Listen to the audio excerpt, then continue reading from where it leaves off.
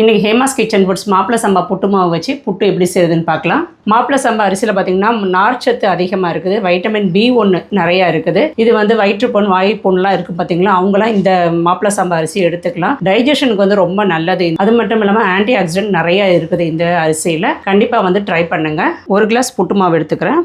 நல்லா நெருன்னு நல்லா இருக்குது பாருங்கள், சூப்பராக இருக்கும் நமக்கு வந்து வேக வச்சு எடுக்கும் போது. இது கூடவே கொஞ்சமாக ஒரு பிஞ்ச் அளவுக்கு மட்டும் உப்பு சேர்த்துக்கோங்க, நிறையா சேர்க்க வேண்டாம். அந்த உப்பையும் நான் எடுத்துட்டேன், கொஞ்சமாக தான் சேர்த்துருக்குறேன். மாவு நல்லா கலந்து விட்டுட்டு கொஞ்சம் கொஞ்சமாக தண்ணி ஊற்றி பிரட்டிக்கோங்க. மாவு நல்லா இந்த மாதிரி திரியாக இருக்கணும். இப்படி நம்ம உருட்டி பார்த்தோன்னா நம்ம உருட்டுறதுக்கு வரணும், அந்த அளவுக்கு மாவு இருக்கணும். இந்த மாதிரி செட் பண்ணி வச்சுடுங்க. இப்போ இதை மூடி வச்சுக்கலாம். ஒரு 5 நிமிஷம் கழித்து நம்ம பார்க்கலாம். இப்போ நம்ம புட்டு குழாயில் வச்சுக்கலாம். புட்டு குழாயில் வச்சுக்கோங்க, இல்லைனா இந்த மாதிரி கப்பு இருக்கும் அதில் கூட நீங்கள் செஞ்சுக்கலாம். கீழே வந்து இந்த பிளேட்டை வச்சுட்டு இதுக்கு மேலே ஃபஸ்ட்டு தேங்காய் துருவல் வச்சுக்கோங்க. இப்போ இந்த புட்டு மாவு எடுத்து வச்சுக்கலாம்.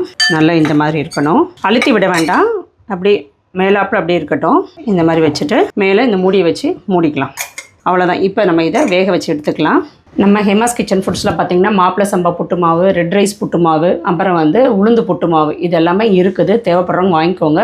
உளுந்து புட்டு மாவு பார்த்திங்கன்னா கருப்பு உளுந்து இருக்குல்ல, அதில் தான் நான் செஞ்சுருக்கிறேன். ரொம்ப ஹெல்த்தியானது, குழந்தைங்களுக்குலாம் வந்து நம்ம கொடுக்கலாம். அதாவது பெண் குழந்தைங்களுக்கு நம்ம கொடுக்கலாம். இது ரொம்ப ஹெல்த்தியானது. கண்டிப்பாக ட்ரை பண்ணுங்கள். நீங்கள் ஹேமாஸ் கிச்சன் ஃபுட்ஸ் வெப்சைட்லேயும் ஆர்டர் பண்ணிக்கலாம், இல்லைனா நீங்கள் வாட்ஸ்அப்லேயும் ஆர்டர் பண்ணிக்கலாம்.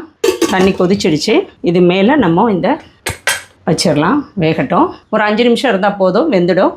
இப்போ இதை திறந்து பார்க்கலாம். நல்லா வெந்துடுச்சு, எடுத்துக்கலாம். சூப்பரான மாப்பிள சம்பா புட்டு ரெடி.